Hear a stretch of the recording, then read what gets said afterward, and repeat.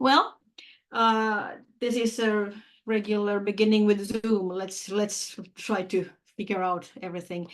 Hello, good to meet you tonight. I am Ansku. I'm a pastor in Finland of over 30 years. I have one husband and 2 daughters and 5 churches. And but currently I am a caretaker of my elderly parents, which I'm planning to do for a while. So I'm in the middle of a kind of a life change. I'm a person who has feelings, and you do too. So all of us have something in common, right? Next one, please. What I'm presenting today is prepared by this family ministries organization. It has started from the Lutheran Church, Lutheran priests, and they have prepared a lot of very thoughtful materials and also trained me as a couples in crisis counselor. So, and they have prepared this kind of low, easy, simple, but very profound presentations about different aspects of relationships. And then when we have gone through the training, we're allowed to use them and make them a bit of our own. Even the EU has paid some money to spread this thing around in Finland. All right, let's move on. Feelings, they play a large role, especially in romantic relationships. When we fall in love, and when we love, that creates strong emotions. Conflicts and disagreements, which are inevitable, they also bring out strong emotions in us. So being a couple is an emotion relationship. And we evaluate our relationships through how it feels to be with our partner. We have a deep longing to be understood, right? That's what I think most of us, if not all of us, really want. And that includes our feelings. So when my spouse understands and respects my feelings, I feel a deep connection with him. And if it doesn't happen, it creates loneliness and anger. So when we learn these emotional skills, they are emotional, but they also having to do with emotions, then that really helps us to create closeness and intimacy in our relationships. Love also, not yet, love also awakes, Karen, you can go back. Yeah, thank you. Our earlier experiences of love, both good and bad, and that creates emotions. And as we live our daily lives, emotions spice up our words and actions and how we listen. And emotions are really energy. They make us active, but they are also behind our passiveness. And being interested in our partner means also being interested in their feelings, what they are experiencing. And as a couple, we both need space also for our emotions. Emotional lives are multi-layered, multi-dimensional, fascinating, and sometimes really, really mysterious. And therefore, we need emotional skills to understand both ourselves and our partners. And those are not really that hard. They can be learned. It's not rocket science. We can learn if we want to. And here we use light as symbolizing understanding and insight, and also the different shades of feelings. And now we move forward. The key insights here are the importance of emotions, some basics, and then we talk about core human emotions, joy, grief, fear, and anger. And we learn about 4 intimacy building emotional skills. And also a little bit about how our history influences us. Next one, please. Intellect, emotions, action, will, and senses, they are all important in various ways. And often we call a person like, oh, that's, he or she is rational, because they like emphasizes intellect and pondering and knowledge. Another person we might call emotional, because they freely express their emotions.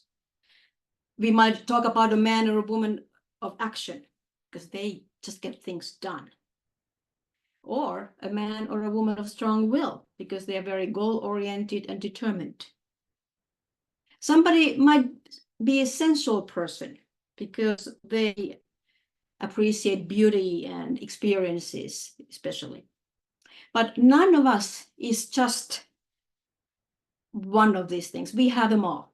All of us are thinking, we have emotions, we have action, determinations, and sensuality. And our temperament and the learned values regarding emotions and our experiences in life, they influence how we relate to emotions, both our own and our partners. And as couples and as families, we create the emotional atmosphere through our communication. Which emotions are we really allowed to express? Which not? Which emotions are easy and natural for us, and which just seem too difficult to handle? And can I be the whole person? Can I have all of my sides in this relationship? Okay, next one. Okay, let's think of a few basic facts about emotions. Knowledge about emotions is like this light. It helps us to see and to understand. And one important thing is to realize that they arise from different sources. We don't really choose our emotional reactions that just spring up. They just come, they appear. And if you figure out a way of not just suddenly becoming angry about something, and if you could stop it, let me know. I haven't figured that out yet. So when we do something, when we think of something, it makes us feel things. Our will affects it, our senses, especially like smell. It is connected to our emotional memories. Touch, our body remembers touch, and it springs up emotions. And emotions are really very closely related to our needs. When we are hungry, we become hangry, right? The Holy Spirit just can't produce fruit if we are hungry. We gotta eat. When we get to express ourselves, we tend to feel satisfied, right? It feels good. And longing for intimacy, that can be very frustrating. And being appreciated and accepted makes us happy. So our needs being met or not being met, that has a lot to do with our emotions. And one aspect as Christians that we kind of should also take note of is spiritual warfare. I have had to deal with that lately. And I've come to realize that the enemy wants to give us feelings that are not ours. And that's why it's really important to actually learn about emotions and learn about to evaluating and not just doing whatever we feel, because this has to do with spiritual discernment also. Emotions reveal something authentic about you. They give words to your personal way of expressing life. They're intimate, they're spontaneous, and they're genuine. Just when the emotions arise, they are genuine. And we should not, and actually we really can't determine what the other person should feel or should not feel. Number 3, emotions tell something about you and what is important to you. People and events that are important to me, they create strong emotions in me. So strong feelings indicate something about the importance of this to me. And in my marriage, the more important the thing that I long for in my marriage but do not receive, the greater the disappointment. But it is really important for us to understand also that my emotions are not my identity.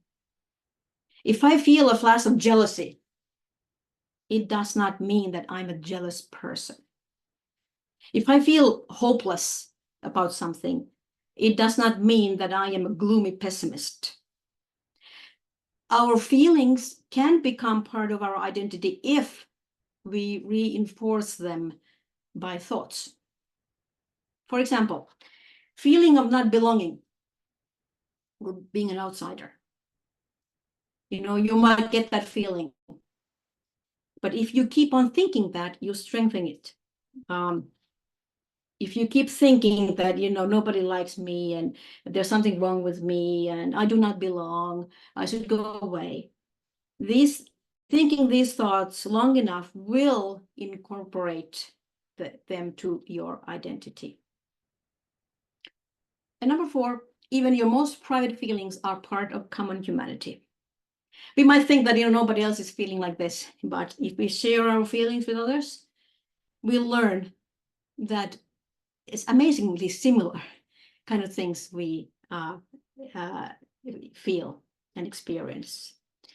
The basic experience of love, loneliness, longing, rejection, fear, and shame are very similar.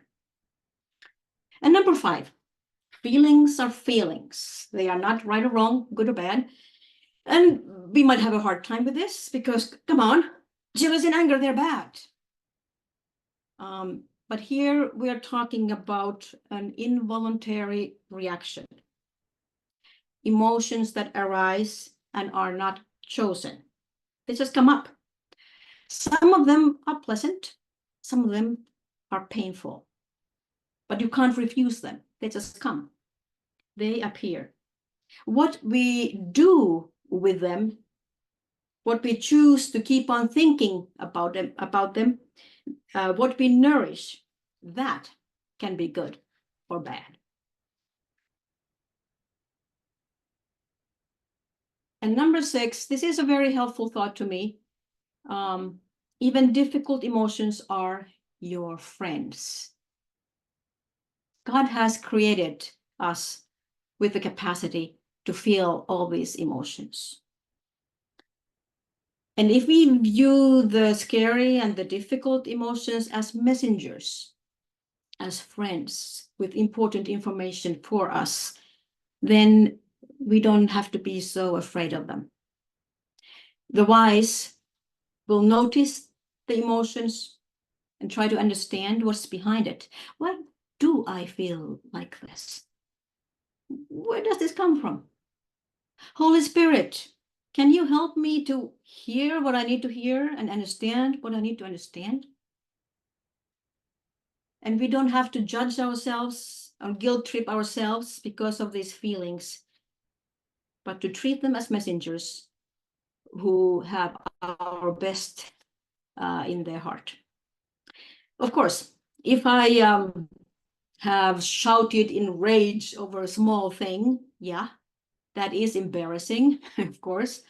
But let me concentrate on why I felt like that. What was it? What's behind that big reaction?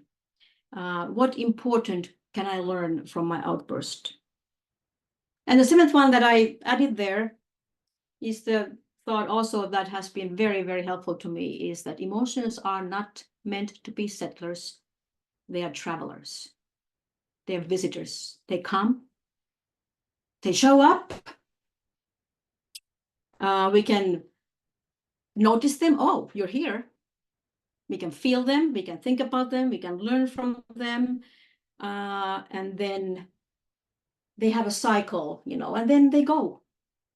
But if I try to reject them, no, I'm not angry. I'm not angry. I'm not angry.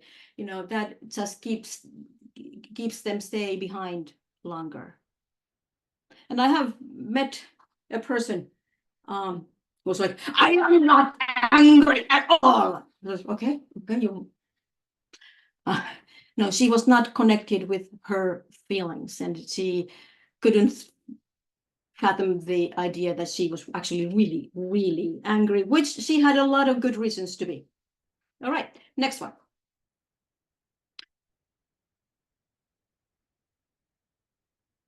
You're responsible for your actions, no matter how strong your emotion is. Our actions are good or bad. They can be wrong, and often they are. And the intensity of the emotion is not an excuse for bad behavior. It is not just overwhelming rage or being really angry, but also a constant choice to withdraw when something is difficult. That is an emotional reaction too. It's a deed, and for which you are responsible. Okay, next one. And for your reflection, have you thought how you relate to your emotions? What is your relationship with your emotions? And as we, go through these things, and there's a short reflections here and there, just write down if something comes up to, to your mind, and you can return to it later. Because I think these are very good questions for us to reflect on with the help of the Holy Spirit. Next one. Okay, there are 4 skills dealing with emotions that build intimacy. They are not that hard. They are not rocket science. They can be learned and practiced, and you can become better at them when you practice. The next one. And the first one of them is to become aware of the emotion. What do I feel? And that's just paying attention to yourself, listening to your feelings, your emotions, and stopping and asking, how do I feel now? What is this? And sometimes we don't, we go a long time before realizing that actually I'm having a major emotion here. So it's good to pay attention to our bodies, because feelings are bodily reactions. Sweating really hard, or face is red, stomach hurts, you're feeling just light and smiling. What emotions do I have now, since I just feel so light and I'm smiling all the time? It's also good to pause with the lovely emotions we have. Okay, next one. All of us have not been trained in recognizing our emotions and are not really aware of them. And, for some of us, there might be just basically one mood. I feel nothing. No connection to one's emotions. I'm not angry. I'm not, I'm, just not really knowing anything. Some of us recognize 3 moods, feeling good, neutral, or bad. We don't really know how to identify the emotions, but, we recognize this good, neutral, bad difference. A very helpful way of learning to identify how you feel is recognizing 4 core emotions: joy, grief, fear, and anger. That's kind of easier when you, okay, this has something to do with anger now, or actually, I think this is related to grief. It helps us to situate our feelings in the group. But then we can learn about shades of emotions, shades of joy, grief, fear, and anger. Some, there are many shades, like in colors, there's different shades. Some are very strong, some are very mild. And once we kind of figure out the group to look where to look from, then we can start finding our emotions in that group. And it's a simple, but it's helpful theory to use. Okay, joy. Joy moves life forward.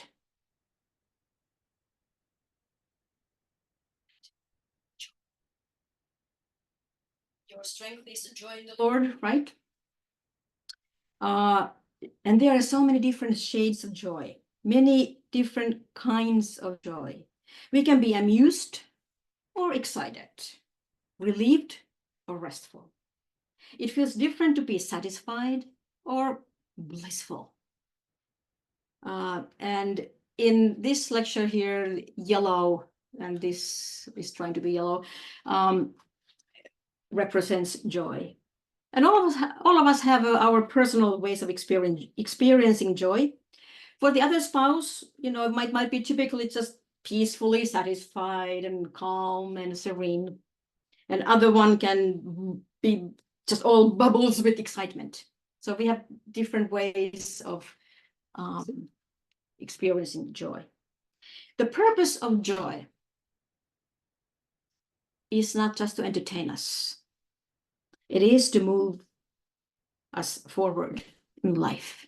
Without joy, we stop. And when I experience enough happiness and connection and warmth in my relationship, it strengthens our journey forward. And when there's a difficult phase, the good experiences carry us forward and give us hope that we can overcome this. And next one for reflection.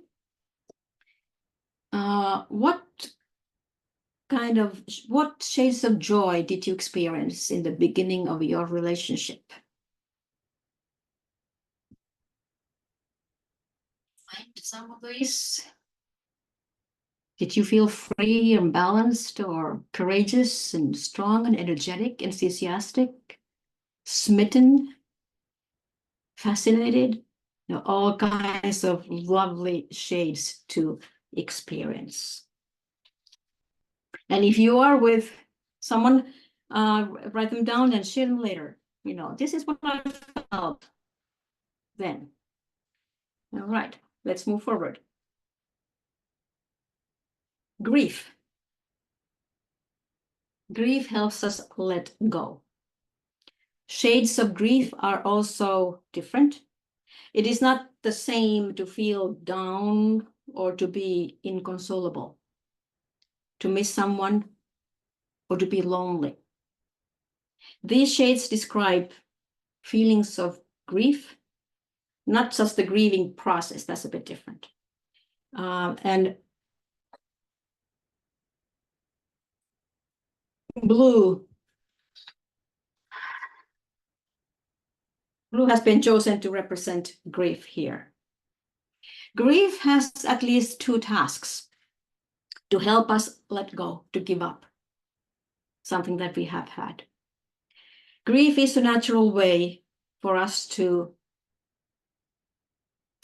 give up something really important, both small and big.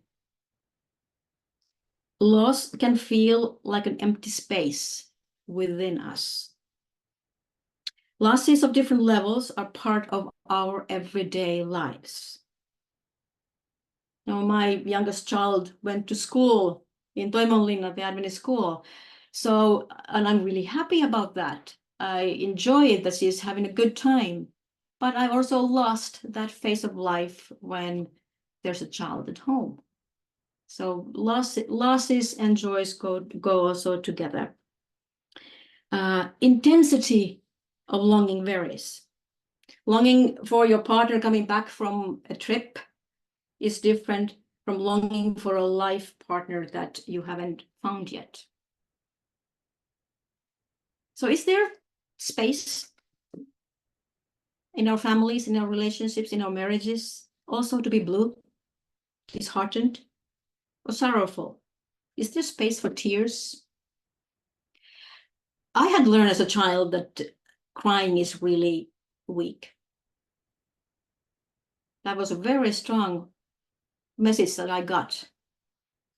And when we were married, long time ago, it took It took a lot of courage from me finally to be able to cry so that my husband saw it. I cried privately, so it was a big step to turn towards him when I was crying. So many of us have internal rules against crying. It's considered embarrassing, but showing the shades of grief is actually a sign of honesty and strength, because losses are just part of our everyday lives. And if there's no room for sadness, we need to deny the importance of the loss for us and for others. Oh, it didn't matter. We devalue something that was important to us. Or we might suffocate it, push it down and drown it in food or drink or action or excessive church work, for example. Okay, let's move to the next one. Fear protects life. There are many dangers and threats, physical, mental, social, financial, spiritual. We live in a dangerous world. Being alert and apprehensive are warning signals of a real or imagined threat. And we need the emotion of fear for our safety. Otherwise, we'd be all dead. We wouldn't look around when we cross the street or whatever. We would be in danger all the time. But fear is one of the most unpleasant emotions. And here, gray represents it. And since I don't have a gray lamp, it's green. This is just gray. Shades of fear, they feel very different. Being nervous about doing a webinar is far from panic and horror. Being worried, we understand that. That's common.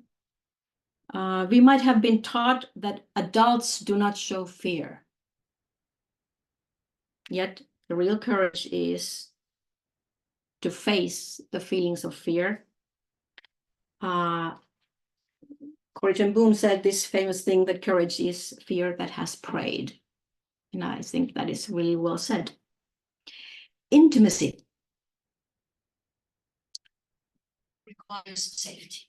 You can't really have intimacy if this, in a relationship, if you are not safe.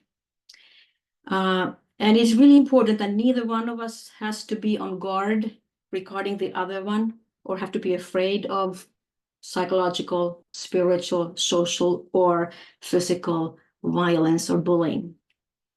The fear of being rejected and abandoned is one of the most painful fears we have. Fears easily grow out of proportion. That's why it is important to talk about them. It helps us to see how realistic the fears are and if action actually is really needed. Often fears are based on wrong assumptions and misunderstandings. So the earlier we talk about them, the better. And we know that we react to fear by escaping or freezing or fighting or fawning, trying to please the aggressor. So it's important to pay attention to all of that. Okay, next one.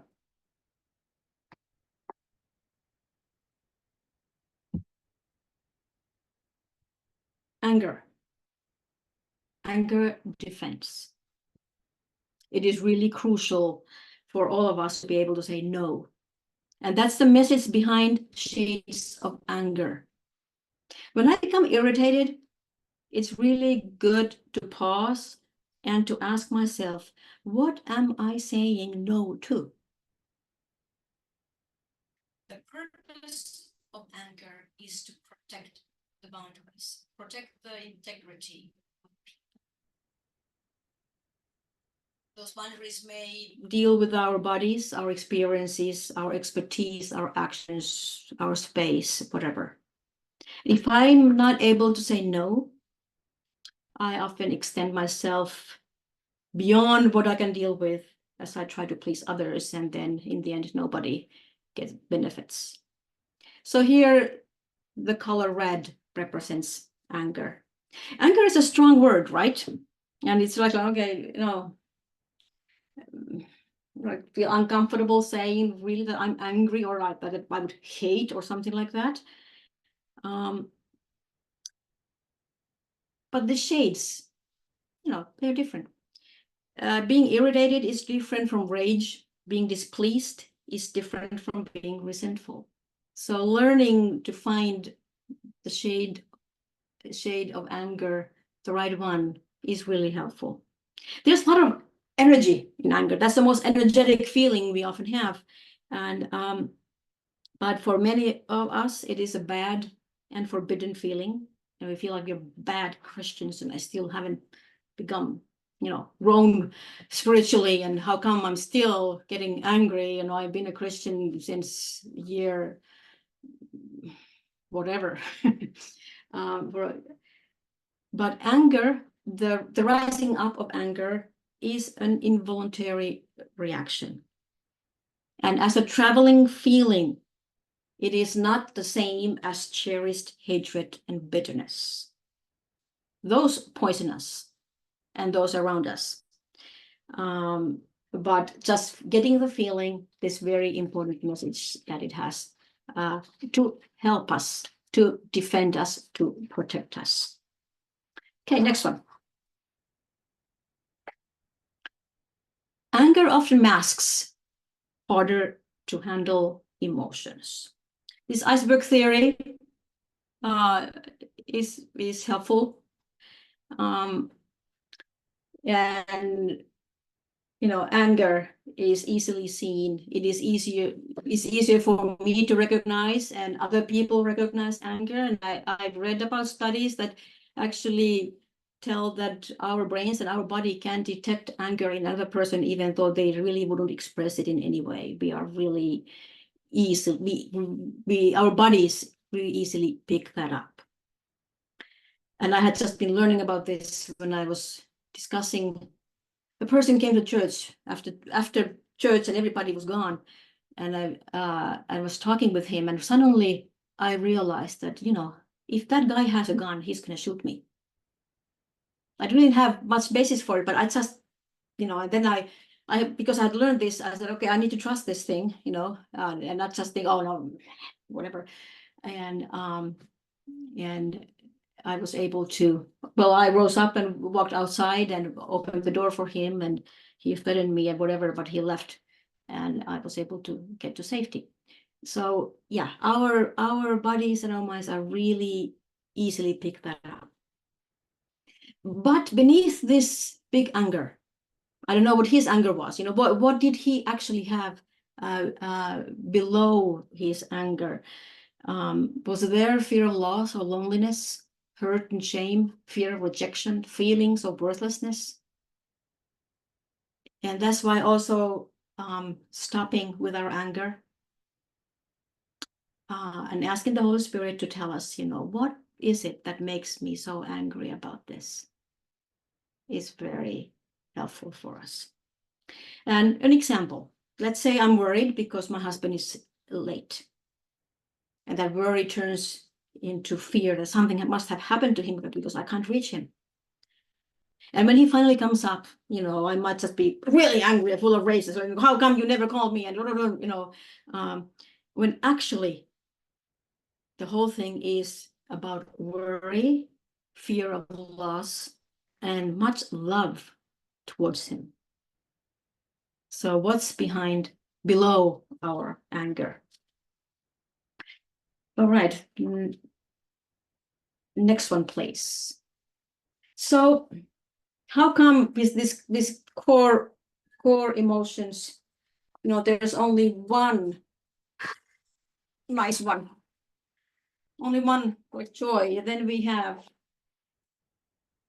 anger, and we have fear and grief. Doesn't it's not fair, is it?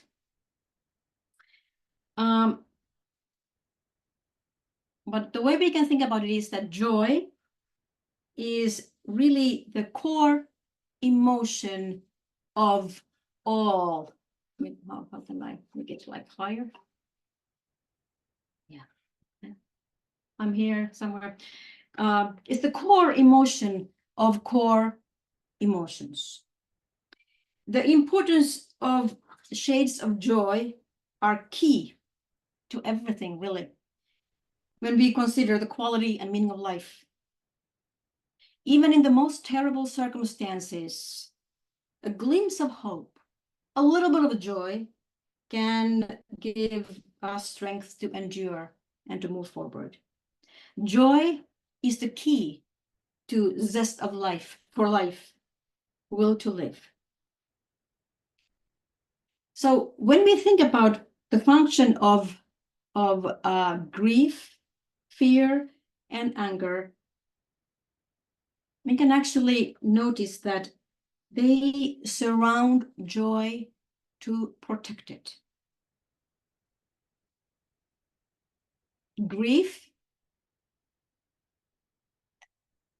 helps us to hand over, to give up, to let go, and therefore it makes space for new joy, new love, new dreams, new life.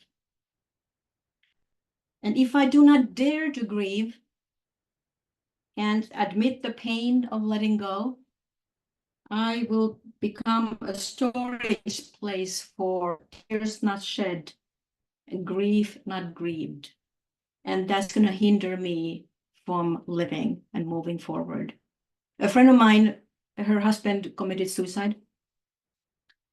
And she said that after 2 years, she was able to see colors again, enjoy the flowers and the spring and the, she did her grieving, and now she's thriving and enjoying her life. Fear protects us, protects life to keep us safe. Feeling safe and secure is one of the key shades of joy, right? So the purpose of fear is to protect our joy, that we can be safe, to feel content, satisfied, exhilarated, whatever shades we'll have. Anger takes care of boundaries of human dignity. It tells us something is wrong. And the one who respects and honors oneself respects and honors other people too. Receiving joy and giving joy to others. Next one, please. So if you would pick one shade of fear, grief, and anger that you recognize in you, how do they protect your joy? Maybe after, in the end, we could discuss this. How do all these different feelings protect our joy? And next one.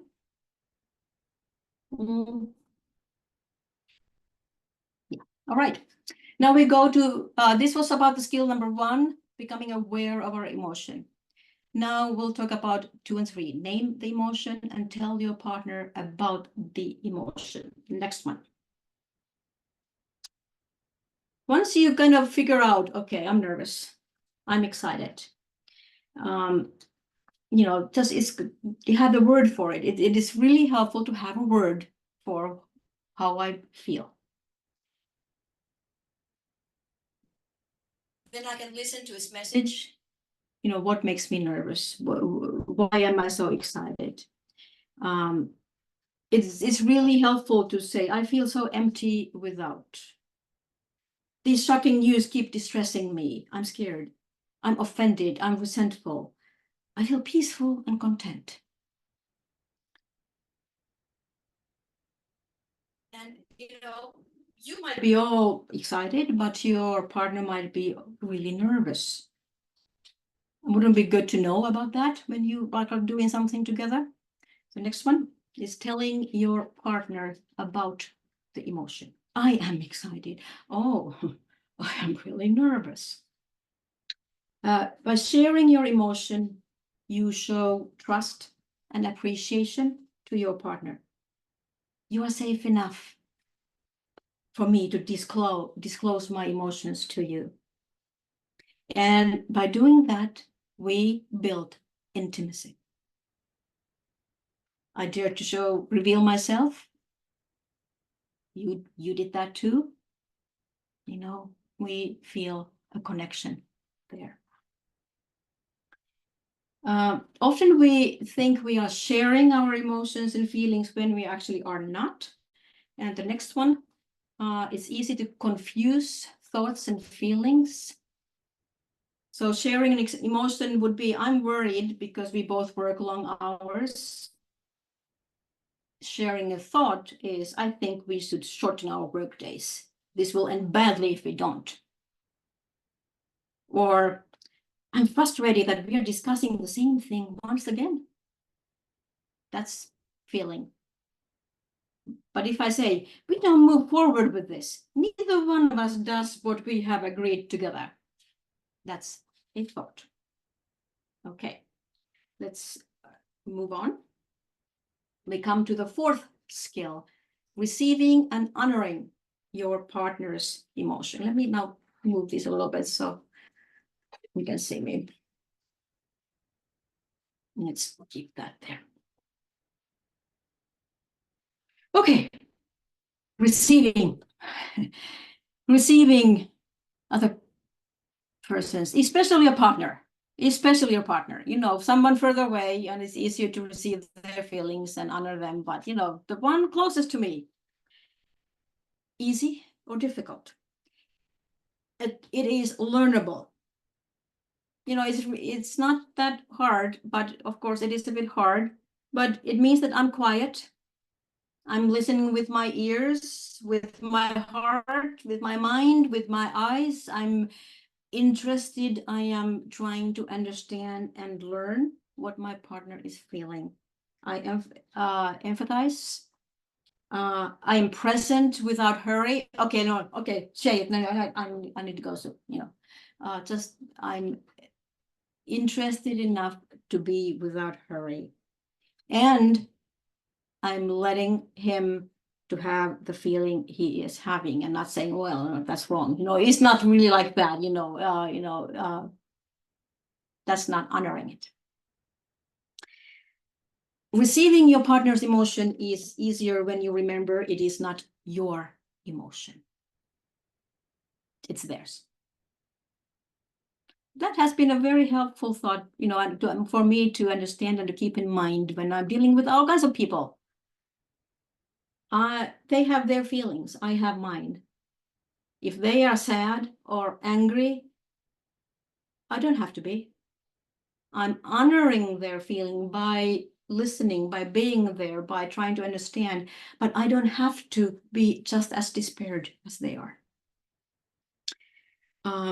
You do not have to be pulled into the same emotional intensity. You can be curious about it. It's like an explorer. What can I learn and find? And that is respecting the emotion. You might totally disagree about the thoughts and opinions and the circumstances and about the whole thing, but you can't really disagree with emotion. They just have it, whether you like it or not. So loving your partner means that you want to understand their emotion and give them the space. Next one. So for reflection, which emotions are easy for you to share with your partner? And which core emotions are difficult to receive from maybe anyone, but especially from your partner? All right, next one, please. Your history colors your attitude. Some of our emotions are amplified by our previous experiences, both good and bad. And difficult experiences make it harder for me to deal with these emotions later and to understand oneself and the partner, because it's just so colored through those experiences I have had. These feelings are like backlights that color everything you see and feel and think. Maybe your partner bakes bread, and it reminds you of the only good memories from your childhood, and you feel so loved when he or she bakes bread for you. Maybe your partner withdraws in a conflict situation, and that awakens in you a big anger, great anger you felt when your parents spent weeks without talking to each other, and you just hated it as a child. Or maybe your partner doesn't go on vacation to this certain place you are interested in because it reminds them of a really sad memory. And you just don't understand how come they're so adamant of not going there. So we can have different kind of backlights, and sometimes they are on all the time, continuously irritated, blue or worried. And something that has been colors your whole life. And that's good to learn to recognize, and then we can do something about that. Next one, please. Which background lights do you recognize in yourself? Is it really easy to just get angry?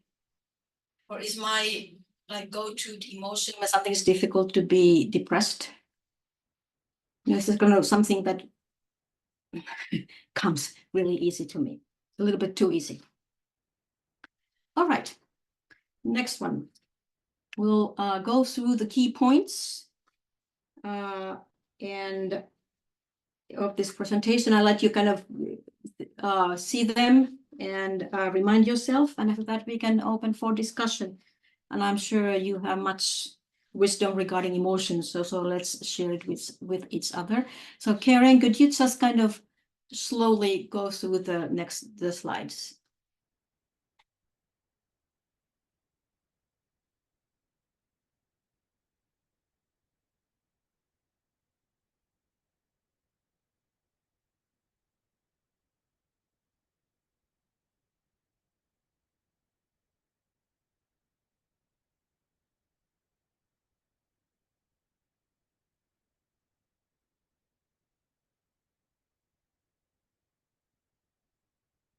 You can move as you feel like you've read it.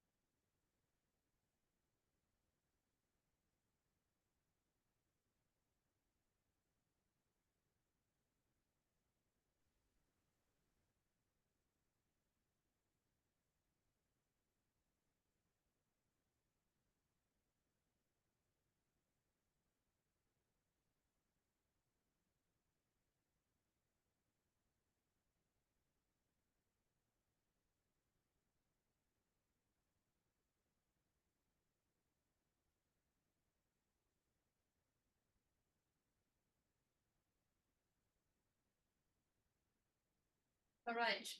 And there's also some homework for you. Spend some time thinking about your relationship with the core emotions.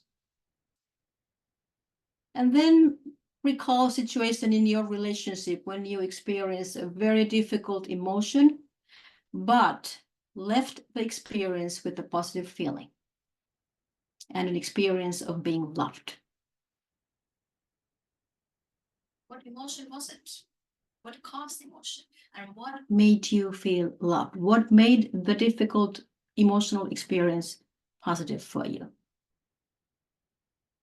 And always good to ask, how has your partner brought you joy this week? And share it. Share these reflections with your partner or with a friend or with someone safe you would like to talk with. All right. Thank you for your attention. And I'll Thank you so much, Ansku. open